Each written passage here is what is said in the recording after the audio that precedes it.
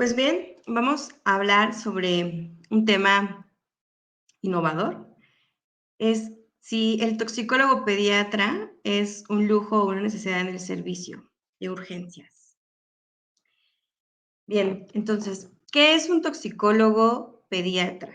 Pues es un especialista en pediatría que es además especialista en toxicología clínica o que tiene una profesionalización de 2 años por lo menos. ¿Qué es lo que hacemos nosotros los toxicólogos pediatras? Pues obviamente atendemos todo tipo de casos de exposiciones del medio ambiente, todo tipo de genobióticos que puedan repercutir con la salud de los pediátricos. El toxicólogo pediatra también está capacitado para ver adultos. Entonces, nuestra formación como toxicólogos clínicos nos hace competentes y capaces de atender tanto adultos como niños. Pero, pues obviamente siempre el plus de ser pediatra, pues es mucho más sencillo para nosotros pues manejar a los pacientes pediátricos. ¿Cómo nos preparamos? Pues primero terminamos medicina general y después estudiamos una especialidad en pediatría y posteriormente hacemos una alta especialidad o subespecialidad en toxicología clínica, que se encarga de estudiar todo tipo de acciones o efectos en la salud tras la exposición de los tóxicos o genobióticos, sustancias ajenas a nuestro cuerpo. Como antecedentes históricos, para ponernos en contexto, ¿por qué hablamos? ¿Por qué traigo aquí como a discusión? ¿Por qué el toxicólogo es pediatra? Tiene relevancia, ¿no? Pues en 1953 se creó el primer centro toxicológico en Norteamérica, en la ciudad de Chicago, asociado a las investigaciones y casos de exposiciones en pediatría. Entonces, notaron que había muchos casos de exposiciones, sobre todo a productos del hogar, ¿no? Que evidentemente antes no estaban tan regularizados ni reglamentados, y había muchas intoxicaciones. Entonces, esto apoyó para que para 1974 se creara la especialización en toxicología clínica en Estados Unidos. Entonces, Chicago y Estados Unidos es la cuna de la toxicología y pues surge con base en las exposiciones en pediatría. Además, esto fundó las bases para establecer toda una red y una sociedad de trabajo y apoyo que es la Sociedad Norteamericana de Toxicología Clínica, sus siglas en inglés NACCT, que incluye o abarca tanto a las sociedades europeas como de Asia y todos los colegios americanos, tanto de toxicólogos clínicos como de centros toxicológicos. Entonces, es una red muy amplia, que está a la vanguardia, muy actualizada y que obviamente a su base pues, es la pediatría. Recientemente, pues nosotros hemos participado en los congresos norteamericanos.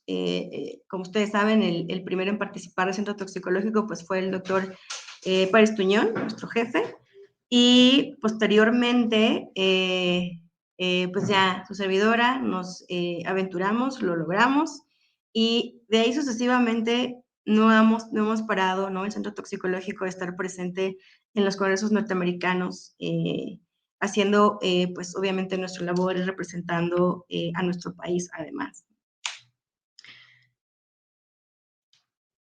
Entonces, ¿qué pasa en nuestro país? ¿No? Entonces, la red de toxicología pediátrica mexicana, la realidad en nuestro país es que muy a la par, ¿no? No nos quedamos atrás y en 1966 se fundó el primer centro toxicológico en la unidad de pediatría del Centro Médico Siglo XXI, a cargo del doctor Picasso Michel, ¿no? También pediatra. Entonces, ustedes ven, pues que obviamente siempre como que el pediatra está como que presente. Y en 1985, tras el terremoto, se muda esta unidad al Centro Médico Nacional La Raza, a cargo del doctor Gabriel López Marín. Y entonces, Obviamente después, cuando se restituye, nuevamente el siglo XXI vuelve a tener su centro toxicológico. Y el 2006, la doctora Janet Santos funda el Centro Toxicológico del Hospital Ángeles Lomas, también pediatra, con el plus de ya formalizar la especialidad, otorgando un título de alta especialidad, un diploma, y en ese momento empieza la primera generación de toxicólogos clínicos y para el 2008 ya hay la primera generación, ¿no? Dura 2 años. Para el 2007, en el Hospital Juárez también se crea un centro toxicológico a cargo de la doctora Pati Escalante, que también es pediatra, y también están formando a toxicólogos clínicos. Entonces, como ven, siempre ha sido como, pues los pediatras hemos estado como presentes. En nuestro país existe una red mexicana de centros toxicológicos que está como de la mano, que está bajo o con el apoyo de la Organización Panamericana de la Salud, que está, obviamente, quien rige es la Organización Mundial de la Salud, y se han establecido pues redes, ¿no? Como por regiones para poder dar la asesoría y las directrices de cómo crear centros toxicológicos y darles el seguimiento y el impulso que se requiere. Recién se publicó las directrices 2021 sobre la creación de los centros toxicológicos. Entonces la OMS tiene pues un proyecto, ¿no? A largo plazo para la toxicología en el mundo. En el 2000, que se establece esta red de toxicología mexicana, pues empezaron a surgir muchos otros centros toxicológicos. Actualmente somos 27 aproximadamente, más o menos, porque todavía con la pandemia y obviamente con algunos inconvenientes en cuanto pues insumos, recursos, se han estado un poco desintegrando algunos, pero en breve podremos tener actualizaciones de la Retomex en cuanto a los centros toxicológicos, y los últimos que se han creado pues son los del ISSSTE, eh, el 26 y el 27, y de todos estos, solamente 7, que es el 25%, cuenta con toxicólogos pediatras. Entonces, prácticamente, a pesar de que la red de toxicología mexicana tiene pocos centros toxicológicos comparado con otros países, los toxicólogos pediatras, también somos poquitos dentro de esta red, ¿no? Entonces, imagínense, obviamente, si no existimos en todos los centros toxicológicos, pues tampoco va a ser posible y viable en todas las unidades de urgencias, ¿no? Del país. Entonces, ¿cómo es que nosotros podemos como ubicar y ver como la trascendencia de la atención, si es importante o no relevante la atención del pediatra con especialidad en toxicología en urgencias, ¿no? Entonces, hay datos epidemiológicos que rescaté de algunos países de Europa y de Norteamérica. En este caso, Italia, que hay un reporte de 2 centros toxicológicos, uno con un análisis de 608 casos y otro con 1.611 casos, donde prácticamente ambos concluyen que la mayoría de los agentes van a ser no farmacéuticos y que más del 80% van a ser asociados a eventos de exposiciones accidentales, que las otras vías de exposición o motivos o razones por las que alguien se pueda de la edad pediátrica exponer a un agente tóxico son los intentos suicidas, algunos fines recreativos como las drogas ilícitas o también las legales, y los errores terapéuticos. Entonces, si bien en el otro estudio comentan que siempre va a ser más común la exposición vía oral, eso nos apoya y alerta para saber cuál es la exposición más frecuente y sobre eso nosotros poder hacer prevención. Que además la mayoría van a ser asintomáticos y que ya empiezan a haber casos de intentos suicidas. Lo que representa a lo mejor un cambio en el tipo de presentación, exposición, genobióticos a los que el pediatra se va a enfrentar. En España, en todo el país, a diferencia de Italia, que solo era un estudio comparando 2 centros toxicológicos, en España se reportan un estudio de 9 años con análisis en 55 servicios de urgencias, donde identifican que 0.3% de las urgencias fueron por intoxicaciones en pediatría, y que de estos pues destacan ciertos genobióticos como medicamentos, productos domésticos, etanol, cosméticos, monóxido, pero que la mayoría siguen siendo accidentes. Y también ya empieza a haber aquí como datos de exposiciones a drogas, ¿no? Como el etanol y otras drogas ilícitas que hasta en un 11%.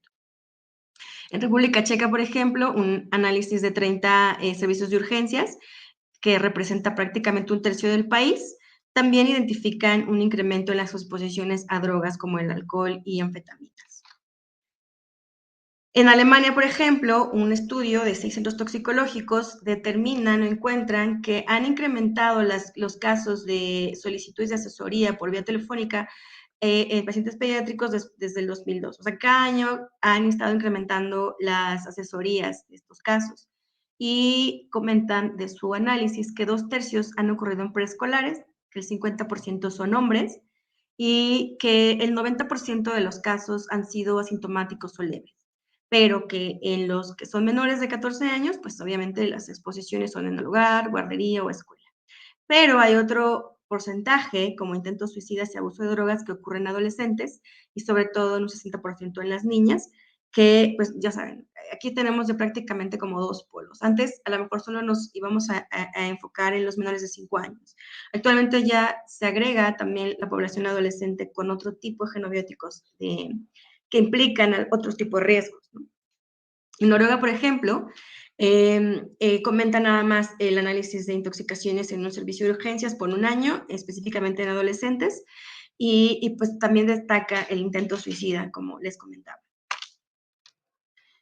Entonces, en Estados Unidos, que es la cuna de la toxicología, que es donde tenemos mayor seguimiento, control, ese tipo de intoxicaciones, en cada año ellos hacen un reporte de todas las exposiciones que han tenido por grupo etario, todo un análisis estadístico bastante importante y benéfico para pues, sus análisis. Y aquí les muestro una tablita del 2014 al 2021, donde vemos qué cantidad de todas las exposiciones en menores de 5 años han requerido, por su complejidad, por el tipo de exposición, la necesidad de una técnica de descontaminación, ¿no? Pero que es prácticamente entre el 42%. Pero además que solo el 0.4, casi 0.5% ha necesitado de la dosis única de carbón activado como método de descontaminación y así sucesivamente otras técnicas. Entonces, como la que más se utiliza es el carbón activado, se usa poco, si es el que más se usa, se ocupa aquí hasta un 5%, las otras se ocupan menos. Este tipo de estudios nos hacen ver que efectivamente donde más se da seguimiento, donde más se estudia, tienen bien identificado qué casos sí se van a abordar, qué casos no. Pero además destaca que estos casos que requirieron alguna técnica de descontaminación gastrointestinal, pues 8% fue un evento letal, ¿no? Fallecieron. Entonces, no hay que perder de vista que nos podemos enfrentar a casos donde puede estar en riesgo la vida y que podemos no lograr apoyarlo para salvaguardar su vida. Pasamos entonces a como el dilema del tema, ¿no? Es sobre que existen verdades, mentiras y la estadística. Hay una frase que me gusta mucho que dice que hay 3 clases de mentiras: las mentiras, las grandes mentiras y las estadísticas. Entonces, nada como los datos duros para poder hacer un análisis y sobre eso nosotros tomar acción.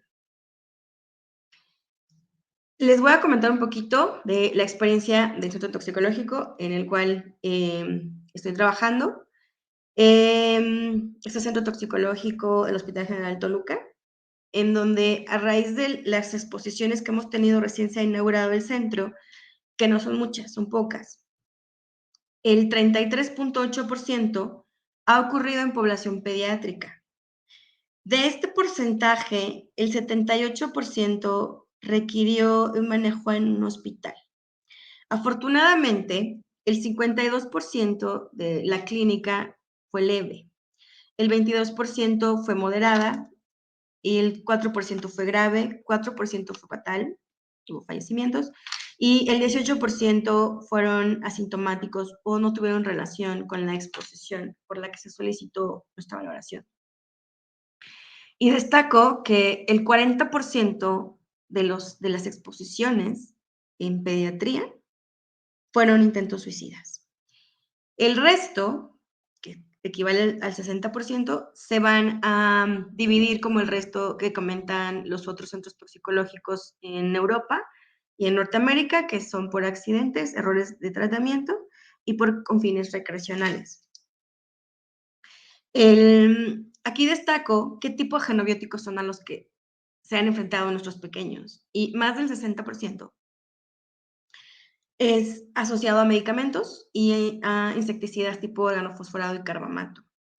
Además, por el motivo de exposición o de valoración ha sido el 61% por intoxicaciones, y que además la vía de exposición en el 74% representa la vía digestiva. Con esto, ¿no?, llegamos a que nos hemos enfrentado con muchas limitaciones, porque si bien vemos que el mayor porcentaje han sido intoxicaciones reales, el profesional del área de pediatría, en este no conocer como el servicio, en obviamente tener como literatura, quizás no de las fuentes fidedignas, no actualizadas, pues se han manejado ciertos casos de manera inadecuada, que ocurre en todos lugares y están en mejores familias, por decir la representación y análisis de nuestro centro toxicológico. Pero vamos, va más allá, ¿no? Asociado a que es difícil que exista un profesional especialista con alta especialidad en toxicología clínica, que además, pues va a ser muy difícil que podamos apoyar a todos los servicios de urgencias de todo el país. Pero eso es lo que buscamos, que sepan que estamos al alcance de una llamada, de un WhatsApp, de un correo electrónico, para poder dar apoyo sobre todo lo que puedan considerar que coincide o no con un cuadro de intoxicación o que tengan dudas. Tenemos que considerar como pediatras, o sea, eso sobre todo para que el pediatra en general contemple, es que no solo tiene que ver con el paciente pediátrico en sí como ser, comunidad, sino que además se va a ver cómo va o cómo está afectando el genobiótico y el medio ambiente. En este sentido, el genobiótico tenemos que ver la presentación, qué concentración tiene, la cantidad disponible de ese genobiótico para tanto en el momento de la exposición como en el mercado, el efecto que ocasiona ese tipo de genobiótico y el sitio de acción que, donde actúa específicamente este genobiótico. Y eso nos va a apoyar a nosotros a identificar o ubicar ante qué tipo de exposición estamos tratando. Y la vamos a dividir en dos tipos, que son las exposiciones de bajo riesgo, que es toda aquella sustancia que ante una exposición vía oral, pues no va a generar algún riesgo para la salud del individuo. Y esto es porque se diseñó para uso humano por el principio activo, que por más que nos expongamos no va a generar algún daño, y que va a aplicar también para algunas exposiciones únicas, porque si estas les repito, puede ser que sí me vaya a generar algún tipo de efecto, o para algunas otras que no alcanzan las dosis tóxicas, aun siendo a lo mejor potencialmente letales. Y además, tenemos el otro grupo de genobióticos, que son los de las exposiciones potencialmente letales o de alto riesgo, que nos vamos a apoyar de la nemotecnia chamacón, que la doctora Bazán y el doctor Tuñón publicaron en 2014, y que agrupa a diferentes genobióticos de acuerdo a esta nemotecnia de chamacón para ubicar que son pequeñitos, y que en todo menor de 10 kilos o menor de 3 años, que entren entre 10 y 15 kilos, cualquier dosis de este tipo de medicamentos presente en el mercado puede llegar a dosis letales mínimas. Entonces, tenemos que actuar en este momento rápido hacer un abordaje, pues a lo mejor invasivo, con descontaminación, lavado y a lo mejor hasta antídoto si se requiriera por el tipo de genobiótico, ¿no? Que puede generar la muerte en un paciente. Entonces, si nosotros ya tenemos aquí ya dos grupos donde están las de bajo riesgo y alto riesgo, va a ser mucho más sencillo poder ubicar, ¿no? La exposición. Si la asociamos con el momento en el que se haya expuesto, el ambiente donde se haya llevado a cabo esta exposición, las características y condiciones asociadas a todo el contexto y digamos que este trinomio de factores, pues, y si analizamos y hacemos un orden estructurado, ¿no? Hacemos estabilización, preguntamos, interrogamos bien sobre qué pudo haber estado expuesto, lo exploramos, solicitamos laboratorio de gabinete con lo que estamos sospechando, y eso nos va a apoyar a determinar si requiere alguna técnica de descontaminación, eliminación o hasta el antídoto. Pero para todo esto, porque a lo mejor pareciera fácil, como lo comento, porque pues, ya teniendo que ya sé qué tipo de genobióticos son los que son de bajo riesgo y cuáles son los de alto riesgo, pues yo puedo saber cómo me voy a mover. Y con base en eso puedo pedir ya la asesoría y decir, ah, bueno, si lo estoy haciendo bien, lo estoy haciendo bien. Porque es difícil que también el toxicólogo pediatra pues esté todo el tiempo. Pero conocer esto, pues también a nosotros nos lleva tiempo. ¿Qué pasa? ¿No? La realidad es que el médico de primer contacto no tiene que saberlo todo. Y nosotros tampoco lo sabemos todo, todos nos equivocamos. Sin embargo, existe evidencia de algunos casos que aquí les expongo, de los riesgos y complicaciones asociados a un mal abordaje. Por ejemplo, el lavado gástrico en exposición a cáusticos, totalmente contraindicado, o que se utilizó dosis única de levotiroxina sólica de 100 microgramos, que por el tiempo de absorción y la cantidad, pues no amerita, y eso expone al paciente a un riesgo, que es prolongar la estancia hospitalaria, o que si necesitaba algún abordaje y lo dejamos ir, va a regresar porque no se va a quitar el cuadro clínico, pero ya llega con complicaciones o con progresión de la intoxicación que va a generar secuelas o hasta la muerte. Otro tipo de casos han sido el de omitir la descontaminación en intentos suicidas. Y como ya vimos, les comenté que estamos cambiando un poco como la epidemiología de las exposiciones en pediatría. Entonces, ya son las que se caracterizan que antes eran las más frecuentes en los menores de 5 años, pero ahorita tenemos un repunte de intentos suicidas en prácticamente todas las edades, bueno, sobre todo primera infancia y adolescencia. Además, perdón, dije primera infancia, segunda infancia y adolescencia. Entonces, otros casos han sido el uso de fagoterápico, que no se administra, o que se administran otro tipo de medicamentos como esteroides, antihistamínicos, pensando que el cuadro clínico va a mejorar o va a cambiar, y que sí cambia, ¿no? Porque los componentes del veneno, pues, pueden también generar este tipo de reacciones, pero eso no va a quitar el efecto del veneno. Y entonces, puede ser que se egrese, que regrese, si estaba en un grado 1, que regrese en un grado 2, 3, porque progresó a lo largo del tiempo, ¿no? O que el fagoterápico se prepare de manera inadecuada y que se inactive, o que se utilicen dosis subóptimas, sobre todo en agentes sulfídicos, cuando no se administran la cantidad de frascos correspondientes.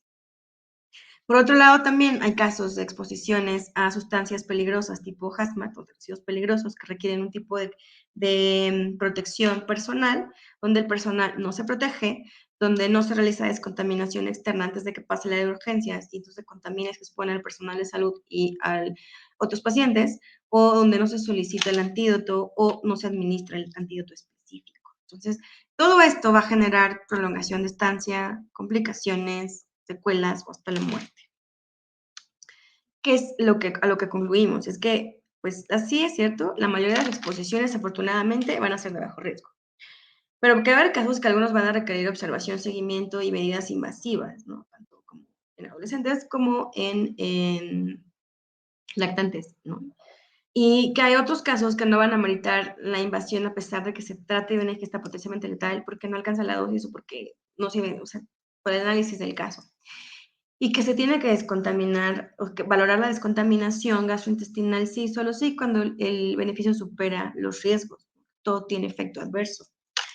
Entonces, creo que, como les comentaba, las limitaciones a las que nos exponemos como pediatras generales, de no tener los recursos, no tener tampoco, pues a lo mejor siempre a la mano a un toxicólogo clínico pediatra, pero además existen las limitaciones que estando en un propio centro toxicológico, el mismo servicio pues termine, ¿no? Como que no considerando todo el antecedente que se puede ofrecer de tener y contar con un especialista, ¿no? Que puede manejar este tipo de casos.